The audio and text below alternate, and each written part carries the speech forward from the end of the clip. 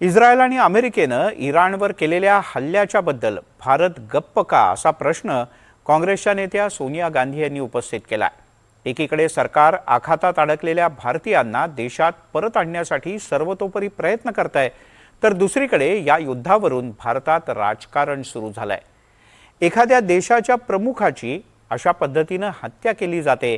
Iran आणि भारताचे संबंध हे मैत्रीपूर्ण आहेत, ते पाहता भारताचं मौन अस्वस्थ करणारं आहे असं सोनिया गांधी यांनी म्हटलंय. तर भाजपनं सोनिया गांधी यांना नेहरू आणि इंदिरा गांधींच्या इतिहासाची आठवण करून दिली आहे.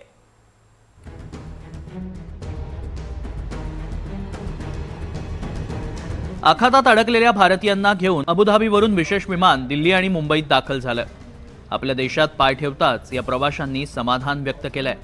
बल्कि हम लोग के सामने 2-3 फ्लाइटें जो फ्लाइट थी जिसको रिटर्न बुला लिया गया था और फिर हम लोग एयरपोर्ट में बहुत भगदड़ हो गई, बहुत ज़्यादा मतलब अनकंट्रोल हो गया सब चीज़ें, पर किसी तरह से सब लोगों ने मैनेज किया और फिर वहाँ से एमिरेट्स की बसें गाड़ियाँ सब लोग आई और हम लोगों को सबको लेकर के फिर होटल में ले जाके सोची इस होटल इस तरह से हम भटकते रहे और पूरी रात ऑलमोस्ट हम भटकते रहे करीब 10-12 घंटा, तब जाके हमको एक होटल मिला.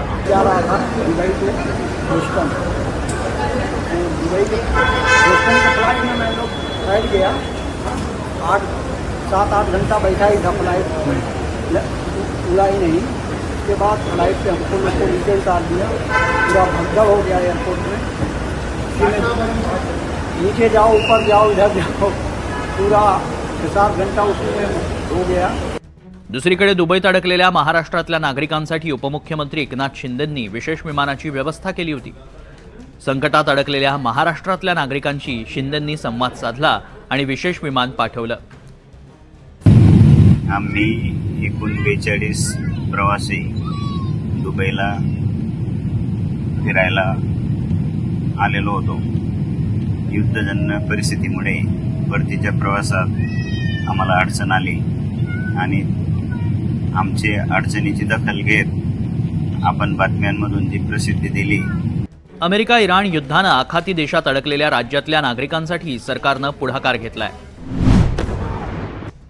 आखाती देशांमध्ये निर्माण झालेल्या युद्ध परिस्थितीत तिथे अडकलेल्या महाराष्ट्रातील विविध नागरिकांच्या संपर्कात राज्य सरकार आहे. मुख्यमंत्री देवेंद्र फडणवीस हे स्वतः सातत्यानं विविध यंत्रणांशी संपर्कात असून ते केंद्र सरकारसोबत सुद्धा सातत्यानं संपर्क ठेवून आहेत. राज्याचे मंत्री गिरीश महाजन यांना त्यांनी समन्वय कार्यात लक्ष घालायला सांगितलंय. केंद्र सरकार सुद्धा सर्वतोपरी मदत महाराष्ट्र सरकारला करत आहे. महाराष्ट्र सरकारनं एक व्हॉट्सअप क्रमांक जारी केलाय. ज्यांना मदतीची गरज आहे त्यांनी 971503654357 या क्रमांकावर संपर्क साधावा.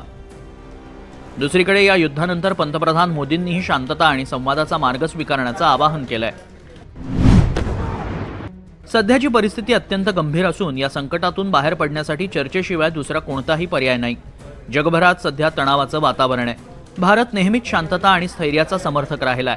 भारतीय नागरिकांच्या सुरक्षिततेसाठी सरकार कटिबद्ध आहे. भारत सर्व देशांसोबत सहकार्य करत संवादाच्या माध्यमातून प्रश्न सोडवण्याच्या भूमिकेवर ठाम आहे. पंतप्रधान मोदींनी सोमवारी रात्री इस्रायलचे पंतप्रधान बेंजामिन नेतन्याहू यांच्याशी फोनवरून संवाद साधला. या चर्चेदरम्यान पंतप्रधान मोदींनी लवकरात लवकर शत्रुत्व समाप्त करण्याची गरज असल्यावर भर दिला. अनेक तनावों को लेकर भारत की सोच स्पष्ट ही है. हमने सदैव शांति और स्थिरता बनाए रखने का आह्वान किया है और जब दो लोकतंत्र साथ खड़े होते हैं तो शांति की आवाज और भी सशक्त हो जाती है. पश्चिम एशिया की वर्तमान स्थिति हमारे लिए गहरी चिंता का विषय है. भारत डायलॉग और डिप्लोमेसी के माध्यम से सभी विवादों का समाधान का समर्थन करता है. आखातात अडकलेल्या भारतीयांच्या सुटकेसाठी भारत सरकार सर्वतोपरी प्रयत्न करत आहे. एकीकडे सरकार भारतीयांना भारतात सुखरूप परत आणण्याचे प्रयत्न करत असताना यावरून आता राजकारणाला सुरुवात झाली आहे. सोनिया गांधींनी भारताच्या परराष्ट्र धोरणाबद्दल काही सवाल उपस्थित केलेत. खामेनी यांच्या मृत्यूनंतर केंद्र सरकारनं सूचक मौन बाळगलं. या भूमिकेला नेमकं काय म्हणायचं? तुम्हाला वाटत नाही का की हे जबाबदारी झटकणं आहे? संसदेचं सत्र पुन्हा सुरू झाल्यानंतर आंतरराष्ट्रीय व्यवस्था, मोदी सरकारचं अस्वस्थ करणारं मौन या सगळ्या विषयांवर चर्चा झाली पाहिजे. 1 मार्चला इराणनं हे स्पष्ट केलं की त्यांचे सर्वोच्च नेते आयातुल्ला खामेनी हे युद्धात ठार झालेत. इस्रायल अमेरिकेनं केलेल्या संयुक्त कारवाईत ही घटना घडली आहे. याबाबत भारत शांत का आहे? एखाद्या देशाच्या प्रमुखाची अशा पद्धतीनं हत्या केली जाते. समकालीन आंतरराष्ट्रीय संबंधांवर ही एक खोलवर जखम आहे. पंतप्रधान नरेंद्र मोदी यांनी फक्त ही एक घटना म्हणजे चिंता व्यक्त करणारी बाब आहे असं म्हटलं आणि मर्यादित प्रतिक्रिया दिली. मात्र ज्या पद्धतीनं गोष्टी घडल्या त्याबाबत त्यांनी मौन बाळगलंय. इराण आणि भारताचे मैत्रीपूर्ण संबंध आहेत.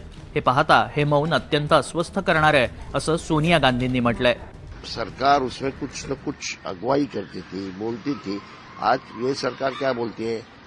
ऐसा अरब देशों के ऊपर अटैक हुआ, क्यों हुआ? क्योंकि वो उनके अमेरिका के बेस है वहां. वो अमेरिका के बेस होने की वजह से उन्होंने अटैक किया है उधर. अमेरिका ने, और ये युद्ध चालू किसने किया? ये युद्ध चालू किया इस्राइल और अमेरिका ने चालू किया है.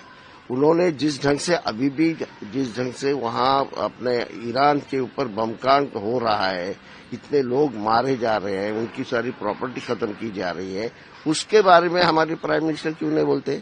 क्योंकि भारत ने हमेशा जब भी दुनिया में कोई भी ऐसी घटना हुई है तो उसमें भारत की एक अपनी भूमिका रही है. भारत ने कई दशकों तक निर्गुण देशों का नेतृत्व किया है. एक अपना भारत का एक अस्तित्व बना रहा है और हमेशा लोग भारत से अपेक्षा करते हैं कि वो ऐसे मौके पर आगे आकर जो भी क्राइसिस है उसको दूर करने का काम करेंगे. लेकिन यहाँ देखा जा रहा है कि भारत अपने आप को एक न्यूट्रल भूमिका में रखना चाहता है. भारताची अलिप्त राहण्याची भूमिका ही सोनिया गांधींच्या सासू आणि सासूच्या वडिलांच्या काळापासून आहे अशी आठवण भाजपनं करून दिली आहे. लेकिन भारत तो एक लंबे समय से भारत की परंपरा रही है कि कभी भी ऐसे दो देशों के बीच में या देशों के समूह के बीच में तनाव बढ़ता है तो भारत हमेशा मध्यस्थता करता है. भारत को लोग बहुत महत्व भी देते हैं ऐसे मध्यस्थता वाली वार्ताओं में. तो हमने शांति की अपील की और दोनों पक्षों से कहा है कि एकदम डिस्केलेट करना चाहिए, क्योंकि जब जंग होती है ना तो या जंग जैसे हालात होते हैं तो निर्दोष नागरिक उसके ज्यादा शिकार होते हैं. तो हमने अपील की, हमारी अपील आज भी फिर से दोनों पक्षों को है कि डिस्केलेट करना चाहिए, टेंशन्स कम करना चाहिए. पंतप्रधान मोदी इस्रायलच्या दौऱ्यावरून परतताच दुसऱ्या दिवसापासून इस्रायल विरुद्ध इराण युद्धाला सुरुवात झाली. या युद्धात भारतानं तटस्थ राहण्याची भूमिका घेतली आहे. भारतानं दोन्ही देशांना शांतता आणि संवादाचं आवाहन केलंय. Bureau report, NDTV Marathi, Mumbai.